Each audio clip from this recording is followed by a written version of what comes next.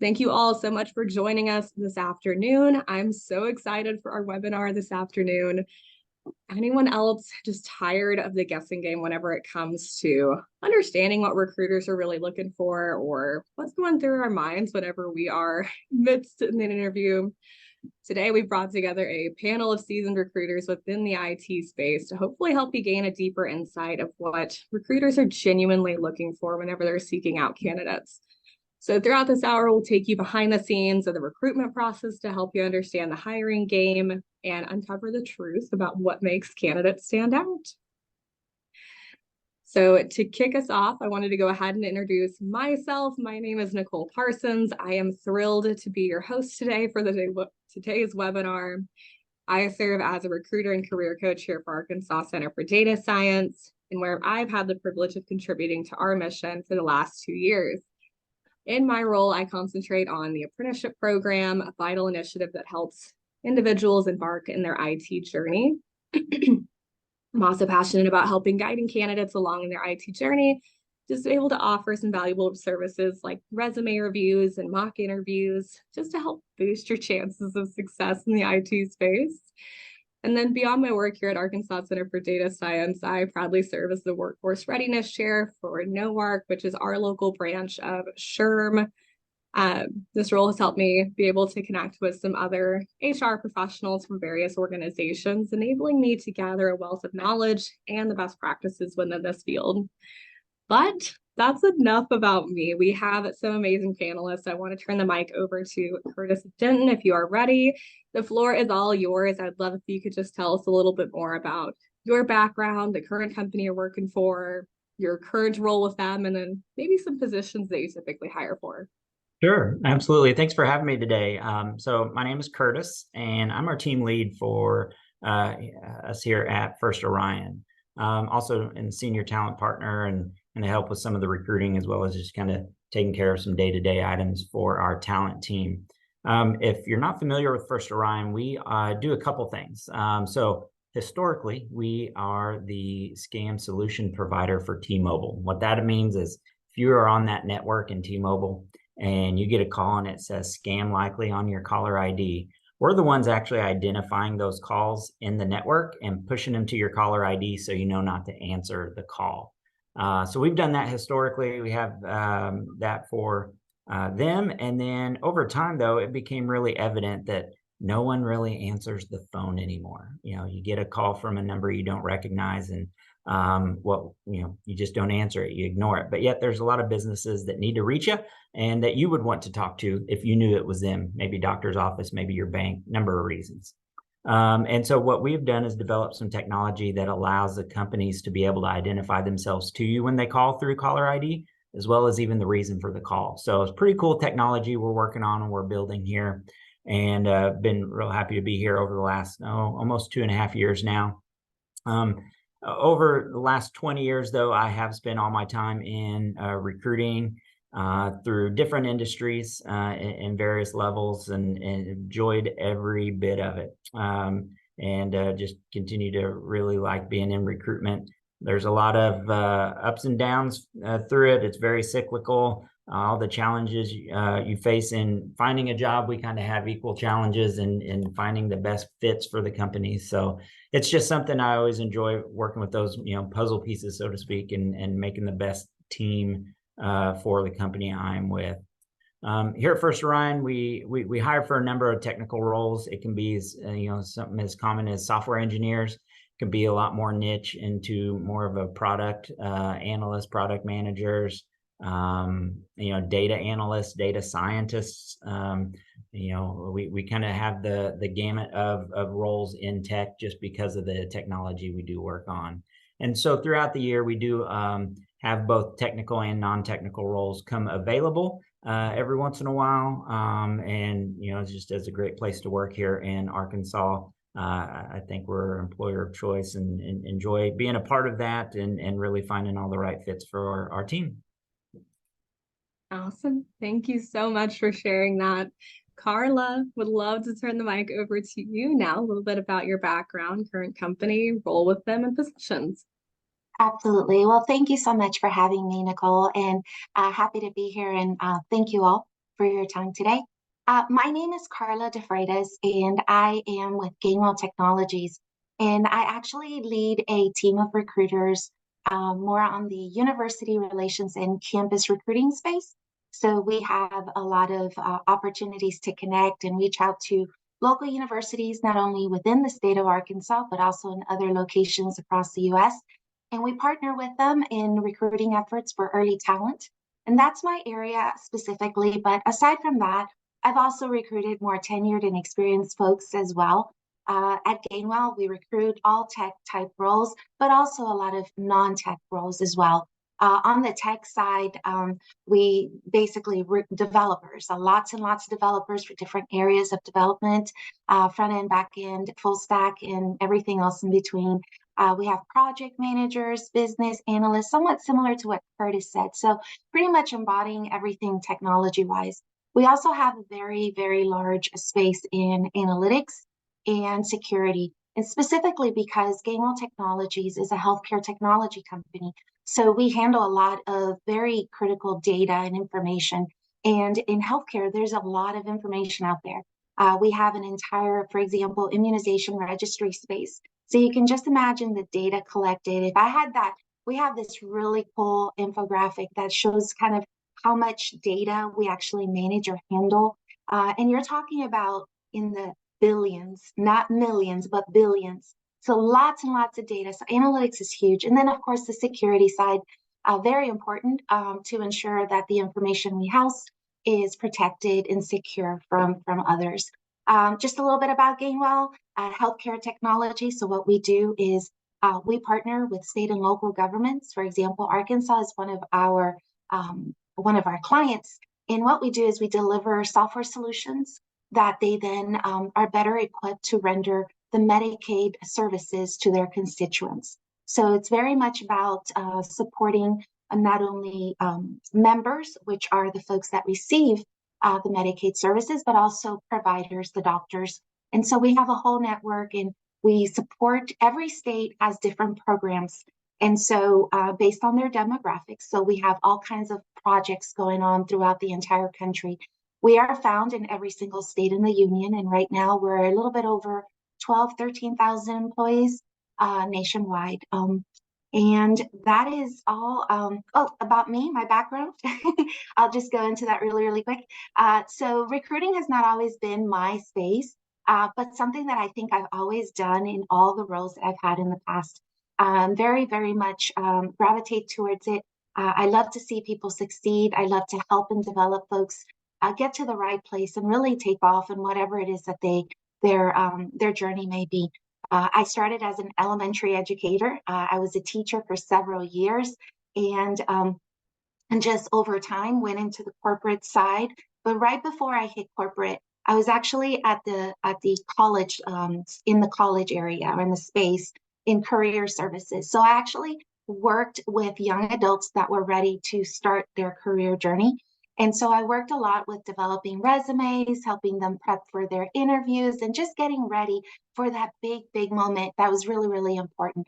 And so from there, I went into corporate and done various roles, but this definitely is my favorite thing of all. It's my niche, it's my passion. I just love to work with people, connect with people, and help them on their career journey.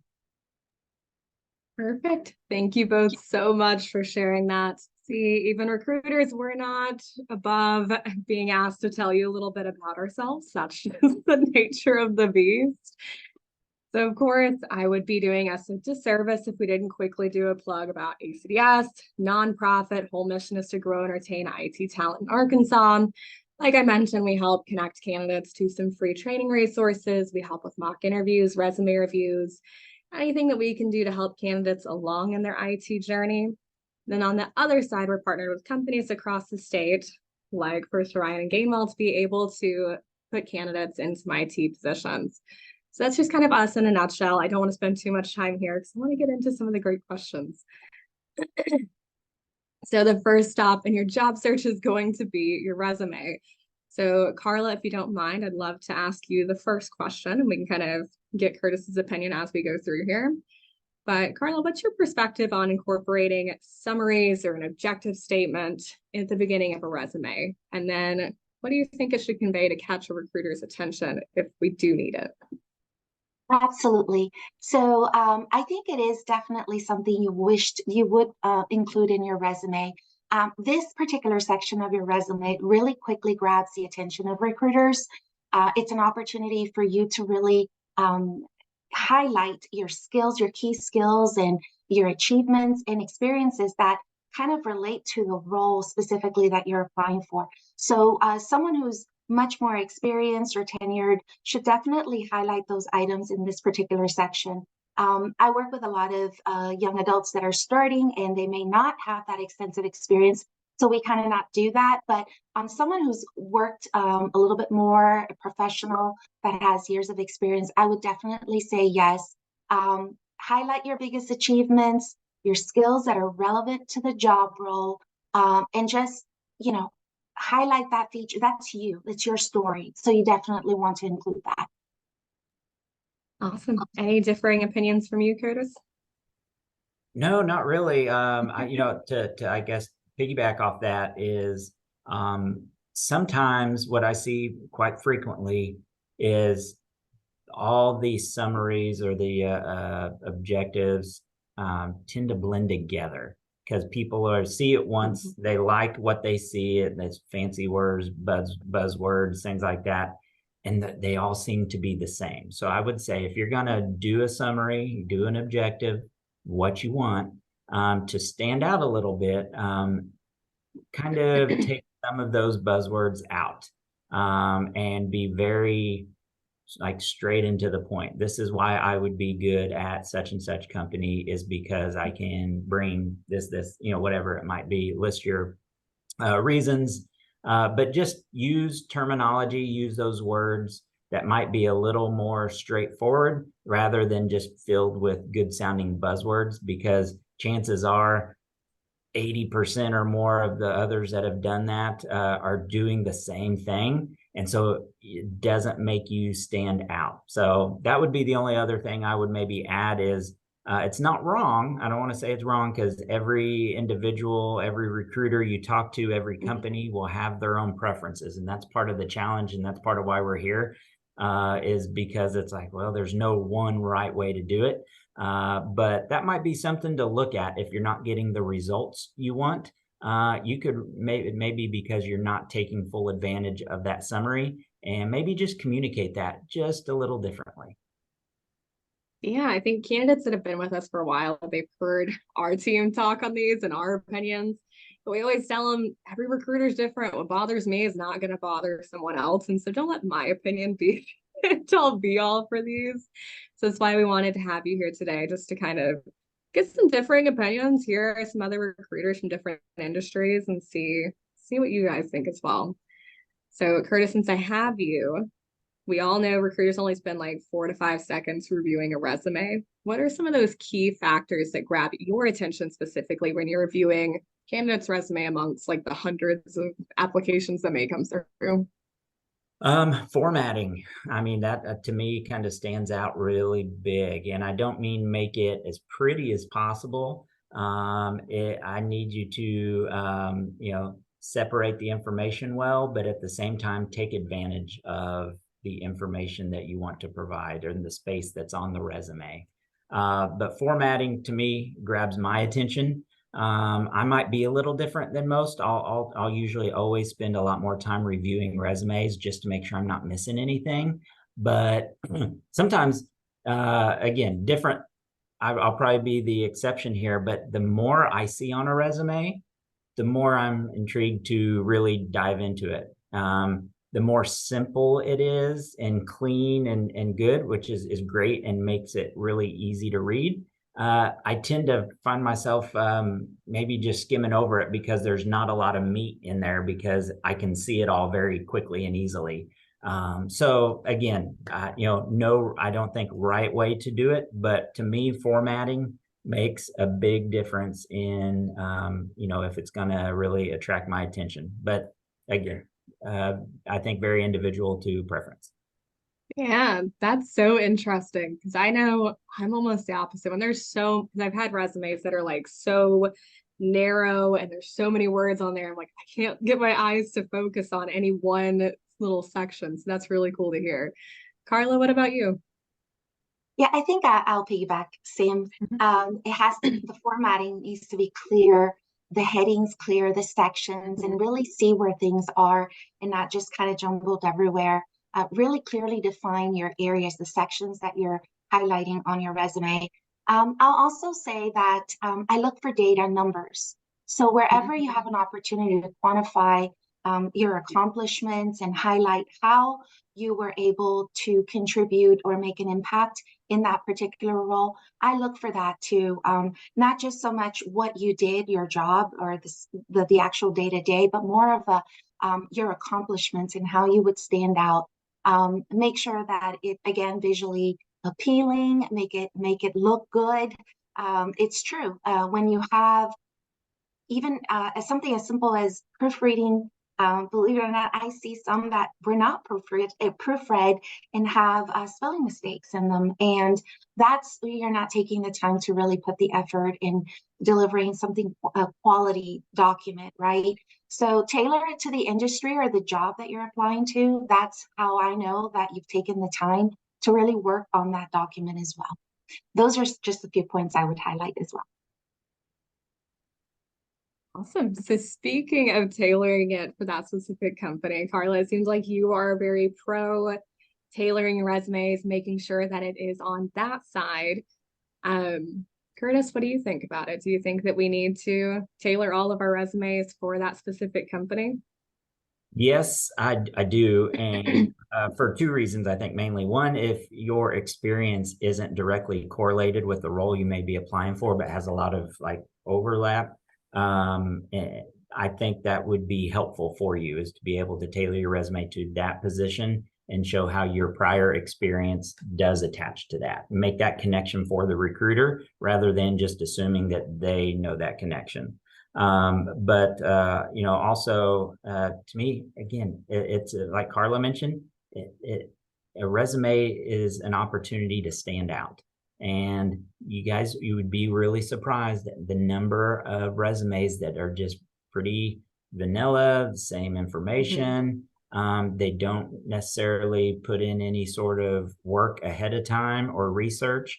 And this is your opportunity to do that. So if you can tailor your resume, even by simply, I've seen somebody as simple as in the objective, mention the company name and why they're wanting to go after that position. Even doing something like that is maybe all you would need to tailor your resume. Maybe the skills, everything like that can be the same, but just something to say, you know what? They applied for this position specifically at my company, and they mentioned that in the resume. That can be tailoring your resume. And then I've even seen it as gone as far as it was a resume branded for the company I worked for. The colors they used were our company colors. They put our logo on there, everything. Now, I'm sure they did that for other companies, which again, shows Yeah. the work ahead of time. They put some effort into it, which made them stand out. And so I think that would be, you can go as far overboard as you would want on that, but something as simple as even just mentioning the company name and position in the resume objective would be all you would need. Yeah, so I think that's such a good point. And so we deal with a lot of candidates that are throwing out mass amounts of applications because we all know that like job searching is kind of hard sometimes. And so I think my advice for my everyday candidates is just applying. If I think I like the skills, tailoring them for those specific jobs, if I had to throw my opinion in there. Um, Gainwell and First Orion are some big hitting companies, especially down there in the central Arkansas area. They're desired companies to work for. And so I definitely think for your larger organizations, the companies that you're like, I really want to work there, I would absolutely suggest going above and beyond because obviously it worked. Kurtis is still remembering that resume because it stood out. It's, It makes a it big stood difference. apart. Absolutely. Could I add one more thing Yeah. about tailoring the resume?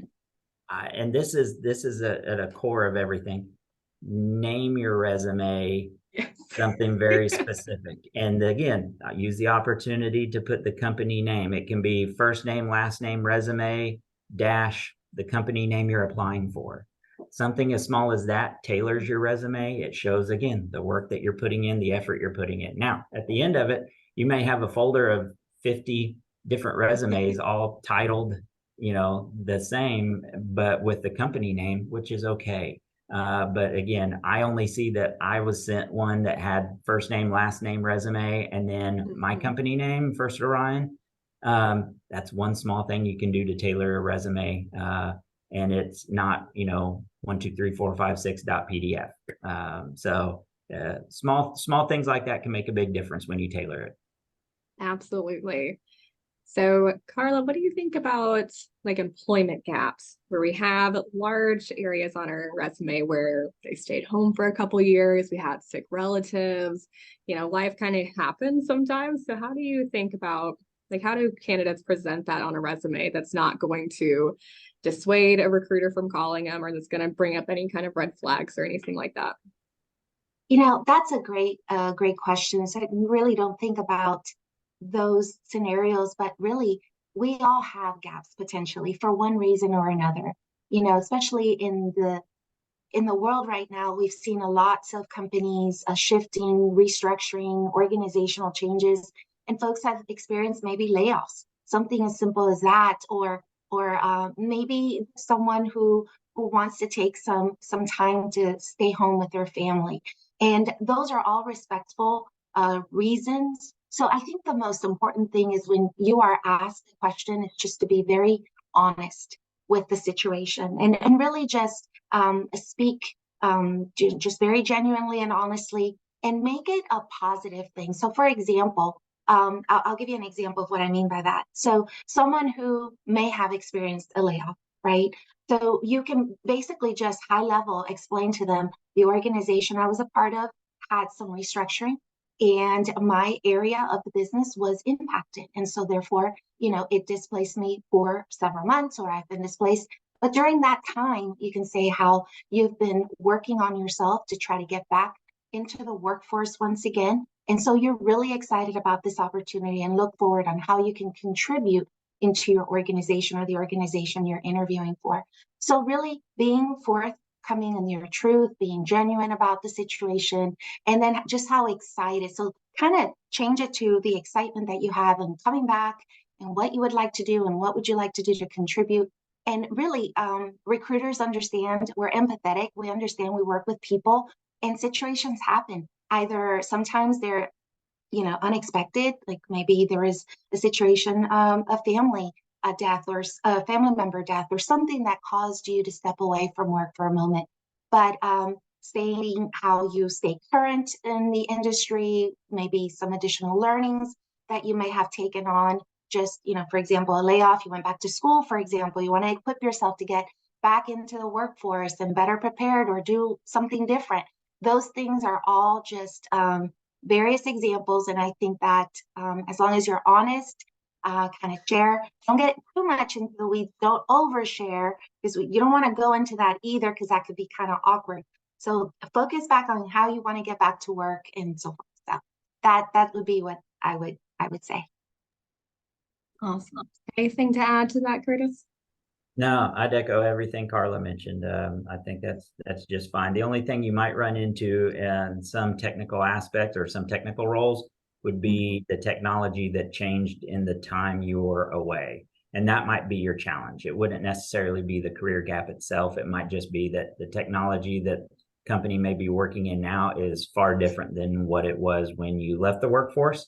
So that could be a challenge to overcome. It's not a negative, but like Karla mentioned, I think you can phrase things in a positive light and start to overcome those objections. I've seen a lot of really successful software engineers and other technical roles come in from having raised children or a long layoff, whatever it might be, and do well because they have that desire to get back into the environment. So as long as you portray that in that aspect, I think you'd be okay. Yeah, I think that's such a great point. And thankfully, we live in a very tech-heavy world right now. And so more than likely, there is some free resources out there to help you stay up to date on, the latest technologies. That way those skills aren't getting too rusty. And then I think, like Kurtis said, there is definitely some transferable skills, because more than likely you weren't just like in your house all day long. You were out talking to someone, you were doing X, Y, and Z activities. Some of those things are transferable. So we can always talk about how to best highlight those skills when you're talking to a recruiter, how to kind of communicate that. So awesome. We'll keep this train moving. So Kurtis, anything on how important it is for candidates to actually do research for the company about interviewers? How do you feel about that? Yeah, guys, research the company. It is, I will say this, and again, may a little different than maybe what a lot of recruiters would, but I would not disqualify somebody from consideration because they didn't do it, but just know people in every interview process are doing it. And so that helps set you apart, show that you did the work on the front end. Again, it's not a disqualifying factor if you just don't and no one else did. I'm not going to start all over again and find somebody that did and base who I'm going to feel is the best person for the role just because they didn't do the research. But if we're looking at 50 resumes and having 50 phone screens and 5 did the research, which is a probably pretty good number in terms of like accuracy on who does and who doesn't. That's your top, you're kind of shortlisted as a top candidate.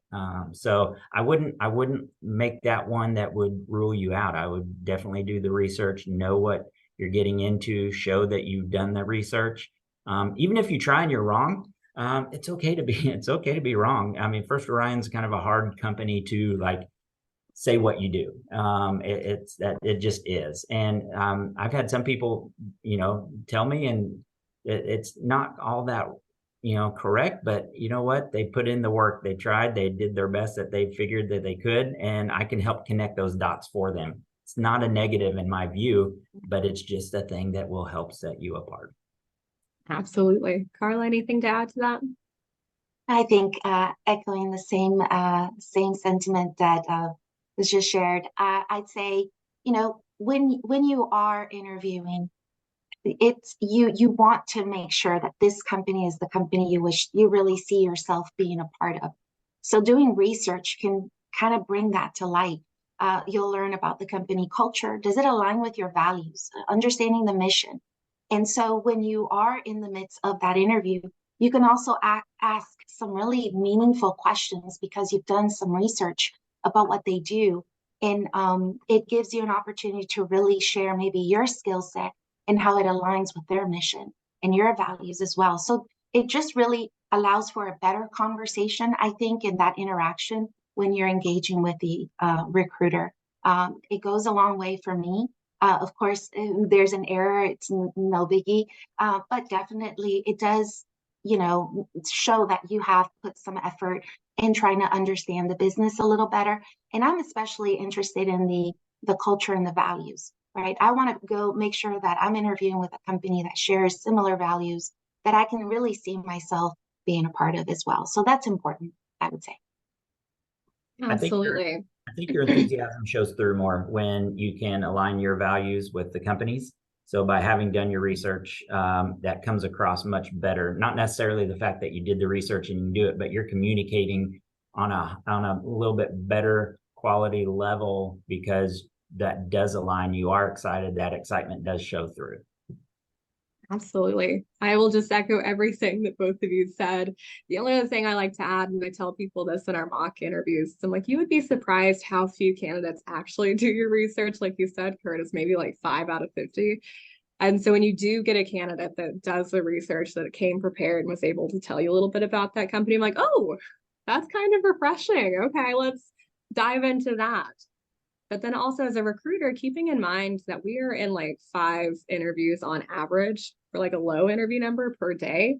And so I've told 4 other candidates about ACDS today. I have repeated this over and over. I've got this canned speech ready to go about who we are and what we do. And so it's kind of nice. And I'm like, do you know anything about us? And they are able to kind of give me an idea. I'm like, great, let me fill in some of those gaps. Let me start the conversation. And it also loosens up the conversation a little bit. Not so rigid. It's not so rehearsed on my part. I'm able to at least get some personality going early on in the conversation. So absolutely love it. All right. So Karla, I know when you and I worked together on the last hiring initiative, Gainwell did a lot of virtual interviews. Do you have any suggestions on like best practices or tips and tricks on how to ensure that we're having a good quality virtual interview? Yes, absolutely. So first and foremost, and this happens to me all the time. For our company, we use Teams, but I usually get invites for Zoom, Google Meets, and all these other platforms, which is perfectly fine. But one thing you want to do is make sure that you are able to get into whatever platform or virtual and setting that you're getting into before the interview. Because if you don't check to see that you're able to get into that platform, then chances are you may have some difficulties obviously logging in. Maybe your computer needs to do an update and you're like, oh my gosh, it's time for that interview. So making sure that you've checked all of that, the technology, and are able to get into that call in a timely fashion. So not be late, first and foremost.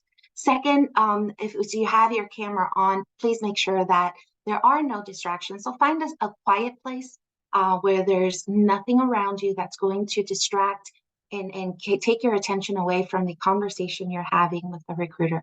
So ensure that you show engagement, and that shows a lot with your, you smile, make eye contact. Of course, that person's not looking at you or you're not seeing them face to face, but you can see them in the video. And so you want to make sure that you're making that eye contact with them, that you're engaged, that you ask questions, and that you show enthusiasm and excitement in that conversation where don't give one-word answers, elaborate on your responses, give examples, but more than anything, distraction. Stay away from any room or space that you'll be distracted. No eating, no chewing, dress professionally. So make sure that you're well groomed, that they can see your face or they can see your smile, and dress professionally. Even though you're not there in person, the way that you're groomed and you're dressed will also give you confidence in the conversation. Make believe it is an in-person conversation. Take it that way if that helps. And just put your best foot forward when you're there. Great advice. Anything else to add from your end, Kurtis? Excuse me. Just keep in mind, on-site interviews are, everybody's kind of in the same environment. Yeah, the interviews are often conducted in the same room, so all that is like equal. When it comes to virtual interviews, which we do as well, I know Gainwell does a lot of, as do a lot of the companies.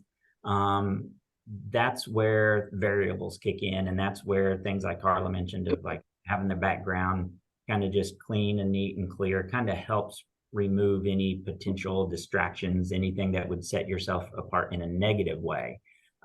Also, one thing to keep in mind, you're often going to deal with two people.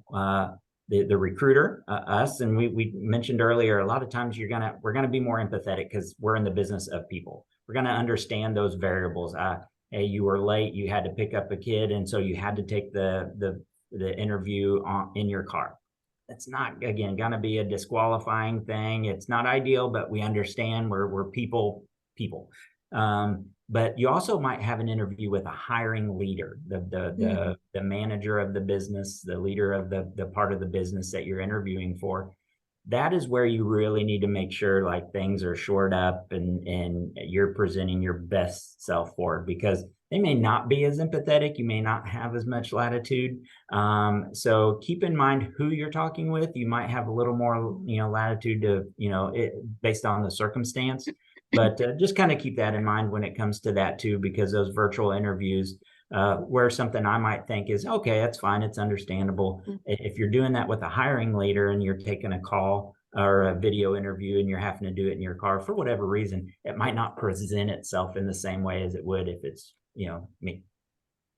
Yeah, absolutely. So just to echo from what you said, I've had hiring managers decide not to move forward with candidates just because they had too many distractions going on in their background, or they took the interview from their recliner. And I'm like, well, not the best reason not to move forward, but it does happen, right? And so only other piece of advice I would be throwing out there is just be mindful of your camera angles. You can all see Karla, Kurtis, and myself. The camera is facing straight at us. We aren't, having the camera look up our nose or at our forehead or anything crazy. So just be mindful of that. If we can avoid any of that, if we can have somewhere to take the call that may be a little bit more flattering, or we have decent angles, decent lighting, mindful of windows and ceiling fans and all the things. So just be careful where we're doing those kinds of interviews, just to be sure that we're presenting the best way. Hey Nicole, quick fun story. Sure. I've also had somebody have the company logo in the back. Really? They created that ahead of time and put it in the background. Not saying you have to do that, but it was just kind of, it's a conversation starter. It was unique and again, show the work. I thought that was a good resource and good pull of being creative, of your time with that person. These are creative. I'm liking all these suggestions, and I will definitely be telling other candidates going forward. That's so cool because, like you said, it's a great conversation starter. And at the end of the day, people hire people. That was the first thing that they told me here at ACDS. It's like when you're coaching people, just remind them people hire people. Your resume can be beautiful, it can say all the right things, but we're going to make sure you're the right fit for the company, for our team, those kinds of things. And so, got a fun conversation starter. I think it's great. Just make sure that we're professional about it. All right. So, Kurtis, any advice when it comes to bringing up work from home opportunities? How can we bring that up in an interview or to a recruiter and not rub them the wrong way, give the wrong impression that I won't work from office or I'm cutting myself out of any opportunities? Any suggestions on how to bring that up or approach that topic? Yeah, I think you can do that in a roundabout way. It's okay to do it on the first call. I mean, that's something that's important to everybody, especially post-COVID. We've changed the way we work, and a lot of companies have flexibility. Do keep in mind though, so when you refer to work from home or work remote, I wouldn't approach it as all or nothing. I would maybe ask the recruiter, hey, what is your work environment like day to day? Is there flexibility built in? And they'll explain that to you. I wouldn't, unless it is just a true hard like pass, if you are only looking for remote roles and they're like, well, it's going to be based on team to team, or, yeah, we have flexibility a few days a week, wouldn't be a big deal if you work from home. Just let that be. And then maybe you can, if you need to nail something down further, maybe, if you get a next opportunity or a second interview, to nail that down a little bit more. But for the most part, if you just ask them about their work environment in general and flexibility, they'll let you know. And then that comes across much better than you just saying, I want to work remote or I want to have flexibility. Do you have that? So just leave it open-ended for that person to fill in the gaps for you. Awesome. And then just be mindful of time. I'm going to keep this train moving. So, Karla, I'd love to ask you about salary and compensation. How do we bring that up in an interview? How do we have that conversation? Figure we'll throw in negotiations, all the things. So I would love to hear your opinion. Absolutely. So salary expectations, we ask that question just because we do have a budget, right? And so if you're not comfortable throwing out a response right away, you can be very cordial in letting that recruiter know, right now I don't understand maybe the full scope of the work that I will be doing, so I'm not able to really give you that amount, but I'd love to learn more. Maybe ask them, what is your budget? And so that way, when you are responding, you kind of already see where you are in terms of what you have in mind for and what you're looking for.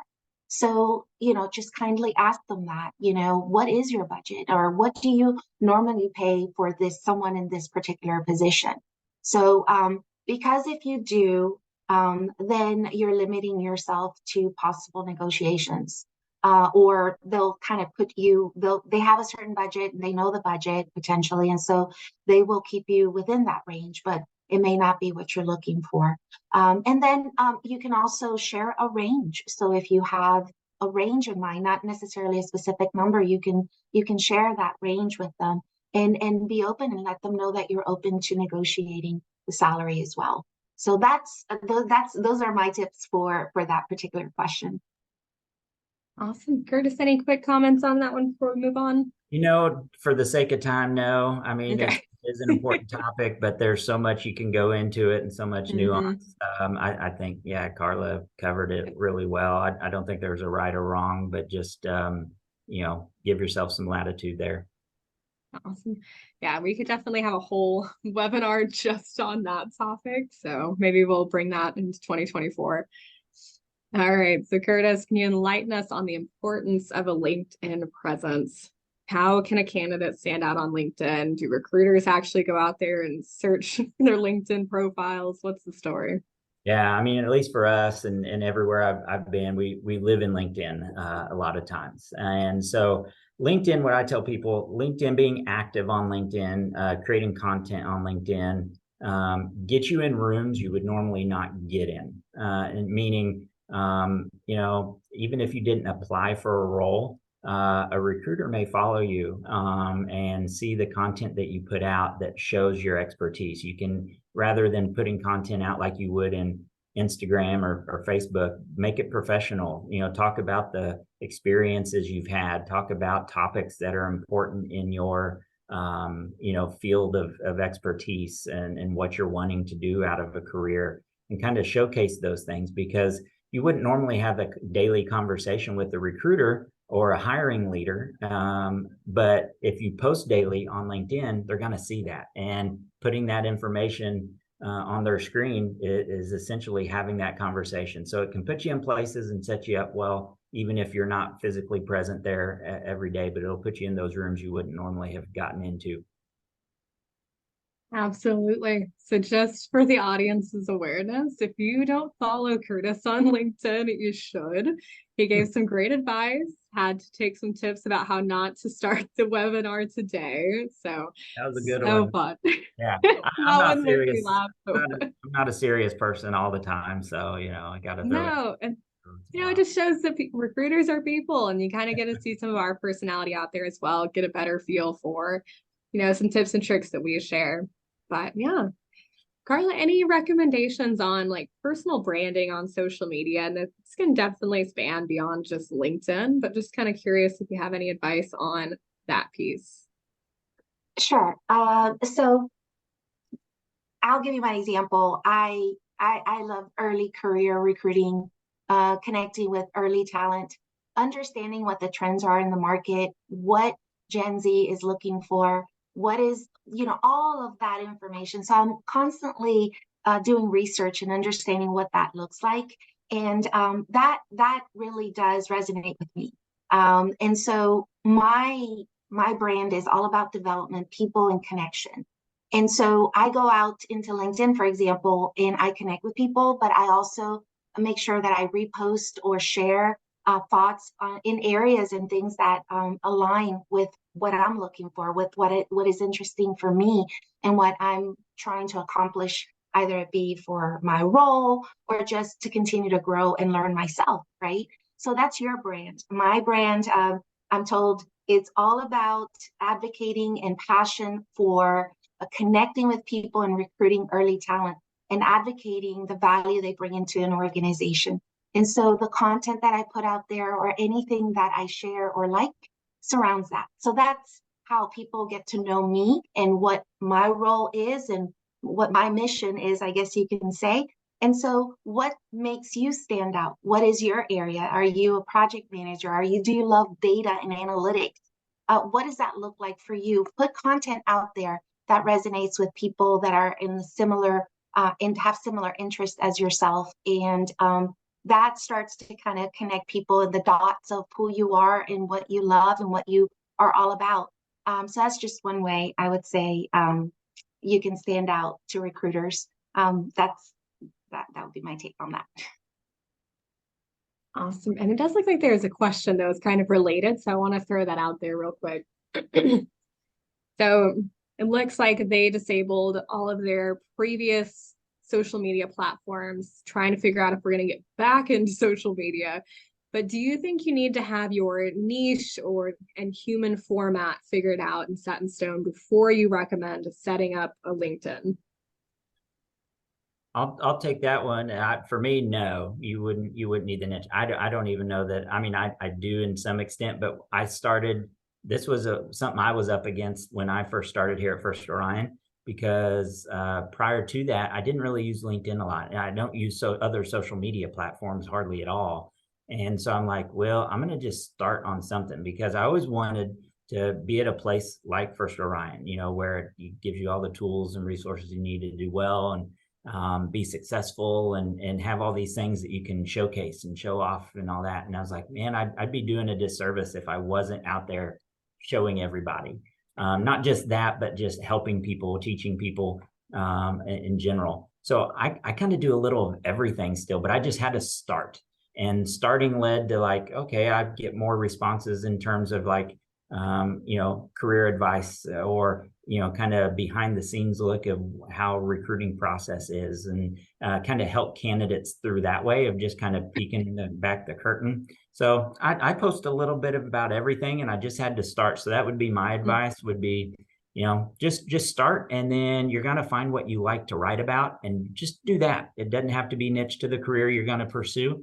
It doesn't have to be just all about you as a person. It can be a little bit of everything. And as long as you're doing that and you're enjoying it, people are going to respond to that because they see that passion. Yeah, Kurtis, I think that was such a great message. I think that was the worst thing I struggled with when I started LinkedIn. So I'm like, I don't have anything important enough to put out there for other professionals. Like, what am I supposed to share? And so just getting started is the hardest part. And I think with our IT candidates specifically, we hear a lot that they struggle with imposter syndrome a lot. And so not feeling good enough. I don't have anything of value to throw out there, but I think that we do. It's just, you gotta get started. Do it. You It's gotta fun. at least I will try say it. this. LinkedIn is a great platform. LinkedIn is a great platform. You're not going to have the banter, the back and forth that you would normally probably see on other social media platforms. It's a lot of support. You can build your network. You can get in front of the people you want to get in front of. And you can go pick those out and be real targeted, and then start putting your content out. As long as you're connected, they're going to start seeing that. And again, that kind of goes back to getting you in the doors that you wouldn't have maybe normally not gotten into. Yeah, there was another chat. They've seen a lot of people posting about being laid off and that they're seeking for some kind of new position. Is that good type of post to make in that circumstance? What else kind of posts can we throw out there that may be beneficial? Is it what they're learning about, certificates, GitHub posts? What may be useful to post out there if I'm on the market searching for a job? And how important is a LinkedIn profile picture? Yeah, I'll take that. Definitely want to have your profile picture. I want to know who you are. And the best way to do that is just by sharing an image of you, so I can put a name with a face. But the content, you asked about content. I see posts all the time about getting new certifications. Put that out there. Be proud of what you've just accomplished. Definitely want to go ahead and share that. Any additional, that really does resonate with me, because you're continuously learning and growing and developing yourself. So there's investment in you, which is important and value to any organization. So I would say yes, but that type of content makes perfect sense. Also, folks that are looking for work, that is a networking opportunity to connect with your actual network and others out there that can help you either share the fact that you're looking for employment, and put a comment to recommend you potentially. And I've done that with fellow coworkers, with folks that I've known that are seeking opportunities. Just a simple reshare just gives that individual more expansive network visibility. And so that's definitely something that I encourage you to do if that is. And there's nothing more than nothing. I think it's good to, you're human, right? To be put out there and say, I've been impacted and I could use your support network to please share any suggestions of opportunities that you know of, or share with your network, right? And that's a good thing, and don't see anything wrong with that. So I would just say share your development, your certifications, share anything else that you feel is going to add value, and really give you visibility for what you're trying to accomplish there. Yeah, to add to that, Josh, nothing wrong with that. Those types of posts, it's helpful. It's what that community is for. And then in terms of certifications and certificates as you get them, yeah, do that. I mean, I won't say the name, but I follow closely with somebody that does a lot of self-taught stuff, and anytime they're completing a program that is a free thing online, and they post that they've gotten a certification, it's just kind of cool. I cheer them on and see that. And I don't have any like open role for them or anything at the moment, but it's fun to follow their journey. And at some point, if we do, I'm going to know who to reach out to, because I've followed their journey. I know what they're doing. I see that they're doing that on their own. So all those little things that may not seem like a big deal, you're telling your story, you're showing you're overcoming obstacles, whatever it might be. Those are what you're doing. And as far as a good profile picture, again, I think a profile picture works as long as it shows your and captures your personality and things like that. I think it's great. Yeah, awesome. So how do we feel, Kurtis, if you want to take this one since we're already on the roll, but how do you feel about sending follow-up messages or emails after an interview? Any elements that recruiters appreciate? How can you tailor your message so it's more effective? Yeah, I love follow-up emails, even if it's going to be me saying, hey, I haven't gotten to it yet. That's the answer. If that's the answer, it's what you'll get. I'll be completely transparent, as most people will, that you'll find. But definitely send a follow-up, maybe a day or so after, even if it's just an appreciation. Doesn't have to ask for a timeline or a response unless you just that's important to you. But the one thing I just would clarify this, that I've seen as a mistake when follow-up emails are sent, is maybe showing a not lack of understanding of the process that's remaining, assuming that an answer should be given right then. Now, the recruiter should do a good job of saying, hey, this is what we have left. This is how long it should take, and give you all that answer. And then that way your follow-up emails just, thank you so much for talking with me. I really appreciate it. I got excited when we talked about this, and this, whatever it might be. Again, just showing appreciation. If they did not give you timelines and that is important to you, just kind of put that caveat out there. Hey, I know things are busy. I know there's a lot on your plate. Is there any idea or goal date of when an offer might go out to the top candidate? And something like that would be just fine. But I do love follow-up emails. I would say send them, even if it's just saying, thanks for your time. I know you're busy. I appreciate it. Yeah, I think that's amazing. I think a good quality follow-up email is fantastic. You can use ChatGPT to help you with it, but just be cautious. I use it quite often, so I've gotten to the point where I can kind of recognize, I'm like, oh, that was a ChatGPT message. Maybe put like a little personal spin on it, or enhance it to your own thing. We want it to be genuine from you. So just being cautious on that. But Karla, I think our last question that I had prepared today before we just open it up, do you have any guidance on frequency and timing of those follow-up emails? Do you like it when candidates email you multiple times? How do we feel about it? No, absolutely. It's a great question. And I think it kind of goes back to the previous one. When you had that original conversation with the recruiter, one good question to ask is maybe, when could I expect to hear back, or what does that process look like afterwards, right? And so you kind of have an idea of timeline and how long it will be before you hear back from them. And so if that question was not asked and you don't know, and you haven't, or maybe the timeline has surpassed already, I'd say give it about a week or so, because we do have lots and lots of candidates that we talk to. And oftentimes, maybe the hiring manager, and it happens, that we're maybe aligning these candidates for, maybe out. Maybe the manager hasn't been able to get to it because he or she is out of the office. And so we can't get a response a little quicker than we would like. And so we kind of have to wait a little longer.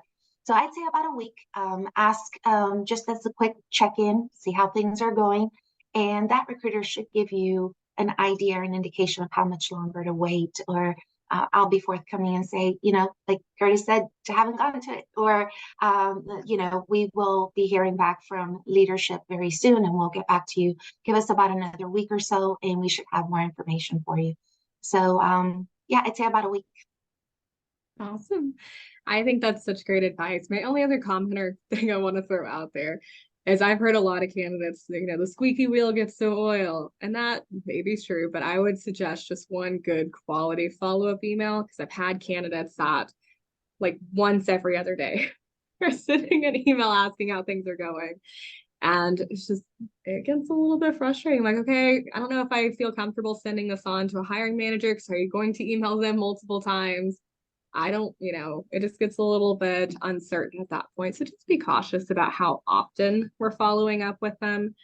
Just kind of feel it out what the recruiter said. If they give you a timeline, at least give them the timeline before we're searching back. Or like Karla said, about a week is a good amount of time to at least give them some time to get some things moving. But with that being said, we have reached the end of all the prepared questions. So I will open it up.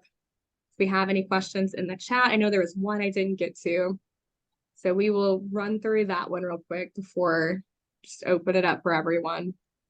What are some different ways to represent seeking a career change? So for instance, they worked in quality management for pharmaceuticals while completing a bachelor's in computer science, but they want to seek a new role knowing that they'll need to start at the bottom as a developer rather than in management, but don't want to misrepresent what they're looking for. Any advice on how to present that? I think this was during the resume section.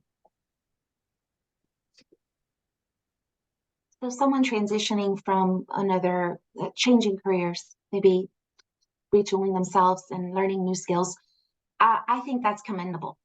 I think that if you are someone who's looking for a career change, you want to learn, number one, it takes a lot of effort and time to take on that endeavor. So that means that you're committed to your development, your growth, and the opportunity to learn something new. And I think that is, like I said, commendable, and it's exciting. That's what we do at Gainwell. We promote development and continuous learning for all of our employees. So you're coming in already with that mindset. You align with our company, that culture that we have internally. So I'd say someone that does, representing yourself in a fashion where you're proud of the fact that you are learning something new, that you're putting yourself out there to take on the challenge. That means that you have initiative. It says so much about you. It's not a negative by no means. And I love hearing from people, because a lot of your previous experience, and not so much maybe new technical skills that you're learning, but more of the professional skills that you may bring already, your soft skills, engagement with people, maybe customer service, all of those things come into play. You're learning the technical skills, that's new, but you as a professional, you're more tenured. And so there's opportunity there to mesh the two together and make for a great employee in our organization. So be proud of that, embrace the opportunities that come ahead because of this transition for yourself. So speak with confidence and with how you plan on maybe adding value to the organization with your new skills, and why there's so much passion there. Maybe you've always been interested in, let's say, coding, and you think it's amazing and fantastic. And so how you've learned it and put it to practice, maybe in school or however in projects, and just share that enthusiasm that comes across in a very positive light. So that would be my take. Yeah, I'd echo all that. There's nothing wrong with that. I think it highlights that shows what you can do, and you bring a lot of professional experience in all that Karla said. One thing I would do is maybe communicate those things to attach it to a LinkedIn theme of reach out to those recruiters, those hiring leaders ahead of or while you're not necessarily looking for a role, to where it's not the main topic that's talked about. It's just like, hey, love to introduce myself, get to learn more about your company, and have those just kind of passive conversations so you can tell your story without like having the weight of like I need a job landing on this, and that the recruiter or hiring leader is expecting like something like that as well. I would do that in just a way of use social media to that advantage of just getting you with those introductions and having those conversations of why you made that change and what you could bring to the table. And then down the road, if an apprenticeship or an internship opportunity comes up, an entry level role, you'll be top of mind because you've had those conversations preemptively. Absolutely. Question referring back to resumes. How do you feel like buzzwords are needed for non-human resume screening? How much do you feel like their buzzwords are needed? So I'll say this: I'm very much a recruiter will always review your resume. An ATS will not just be a kind of a filter that where a recruiter wouldn't see it. A recruiter, somebody will always see your resume. And very few are actually, even though a lot may have the capability to like score a resume based on how many keywords match, I don't know that many companies actually truly utilize that feature, because when it's put into production, it doesn't work as good as it sounds. And so again, that's why it always goes back to a recruiter's always going to review your resume. And so putting in buzzwords, I mean, is okay, but it's not really for the purpose of getting past the applicant tracking system. I would include words that maybe are in the job description frequently, but make it applicable, make sure it matches, if you truly use specific software or, certain coding languages, that you just reflect that accurately, but not for the fact that, because there's no true applicant tracking that's just gonna be like, no, you don't match as many keywords, I'm not even gonna send it on. Recruiter will always review that.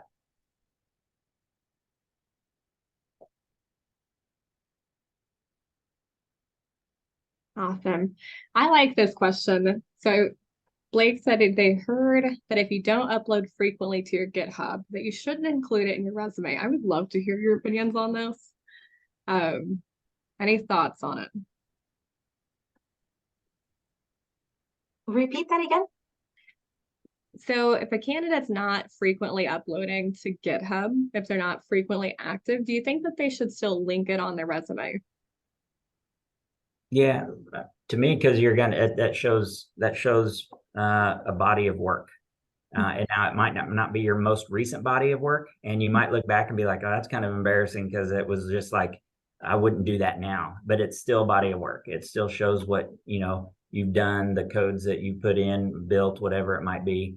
I would still go ahead and put that in. It's okay. I don't think that's going to be a fault. It's another tool you're providing the recruiter to go look at. For them to see what you could, potentially be doing. I don't think anybody's going to look at that and be like, oh, they haven't posted in a long time, so that's not the case. Now, I will say with the caveat of maybe like the companies like the Googles of the world that are thousands and thousands and thousands of resumes, and they're going to be super picky on most recent stuff and those types of things.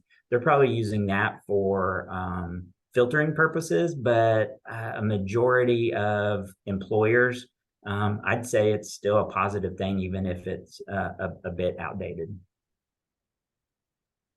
Yeah, I think the only thing that go ahead, Karla. No, I'd say I'd agree. Okay. Didn't want to cut you off there. I think the only thing I would add is we've had some candidates that maybe they're not as active on GitHub, but they store it somewhere else, or they have a website, or they have some like really cool project and they've linked that on their resume instead. I think that it just depends on the kind of role you're applying for, just kind of feeling it out. But I agree with what Kurtis said. If that's what you have, I'd put it out there. Let's see. So follow up for resume and career changes. Would you put your career change in the objective/summary, address it in a cover letter, and how do you reconcile a seemingly unrelated body of experience versus the role you're applying for? I have something I'd like to share with that. So I actually just shared this with somebody else. One really effective thing I've again remembered this years of recruiting is somebody put that in this exact situation did not have essentially they had unrelated career experience, but there was a lot of correlation there, a lot of overlap. What they did in their cover letter, just a very quick, maybe 2 to 3 sentences that, that thanks for accepting this resume, was excited to show this to you. And they put 2 columns, and they took in the left column, they put all the requirements in that job description they were applying for. And then in the right column, they put the experience that they've had that meets that exactly. And that's hard to argue as a recruiter to say, well, it's not in the same field, because they're saying you ask for X amount of years of customer service experience. I have that amount of years doing customer service via whatever the field that they were in. You could apply your situation appropriately. You ask for this skill set. I have obtained that skill set through this, and they just attach it one by one, and it's super simple, laid out very concisely, but it matches exactly. Now, obviously, I only do that if you truly meet those requirements in a different way, but that is something rather than do a long cover letter that could get kind of glossed over. Make those columns. Here's your requirements you asked for. Here's how I match that in just 2 simple columns, bullet point it, however you want to do it, was really effective to me. And it's hard to argue, like, so. Awesome. I love that example. I think that's a great way to grab someone's attention in calling out what transferable skills. Your skills are transferable no matter what. I mean, I think about even my teaching years as an educator. You don't think about it, but I manage a classroom. There's a lot of management, project management involved. There's a lot of skills that I learned in my classroom as an early career teacher, an educator, that helped me continuously grow and move into other roles as I, just later in life. A lot of those skills are transferable. You have to be detail oriented. You have to make sure you take attendance properly. Mm-hmm. You got to make sure you have good customer service, customer facing, because parents, I work with a diverse group of students, and understanding their perspectives is important. So there's a lot of those skills that transfer over to the role that you potentially are looking for. So think about how you are in that setting and how they can be leveraged in the new setting, just like Kurtis mentioned now. There's just a lot of opportunity there. I love the table and bullet pointing scenario A and scenario B, because I think that's a great way to attract and get the attention to see that correlation.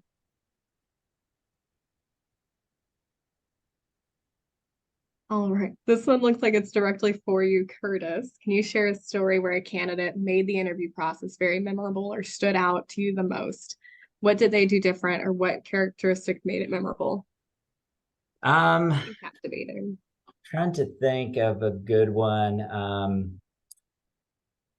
I think it's the ones, and I don't know that it's one in particular, but the ones that come to mind are just ones that communicate really well and are, both relaxed and a little confident in what they're presenting. So, just when you're in an interview setting, be relatable, have a conversation.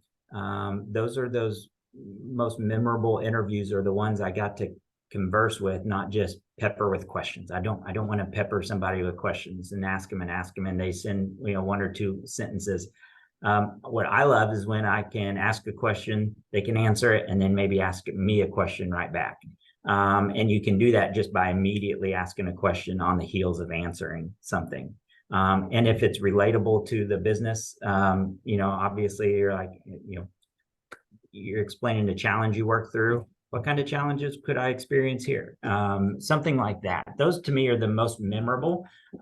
It's just those that are very, I think relatable and communicate well, but uniquely, use those words that make you stand out. Not long ones, you don't want to not use a bunch of words in the wrong context, or, be like, do something like that. But just, I think just where you can leave and you can go, hey, I made a really good connection with that person. That's super helpful. Awesome. So I know we are over time. So if anyone has any questions, you can feel free to reach out to me directly. I'll put our talent inbox here in the chat. That way, if anything comes up, we can send it over to them and I will get an answer as fast as we can. But I appreciate you, Kurtis and Karla, for joining us today, sharing your expertise, your opinions, and your backgrounds. It was so insightful. So we definitely appreciate it, and I hope you all enjoy the rest of your day. Thank you so much. Appreciate it. Thank you. Bye.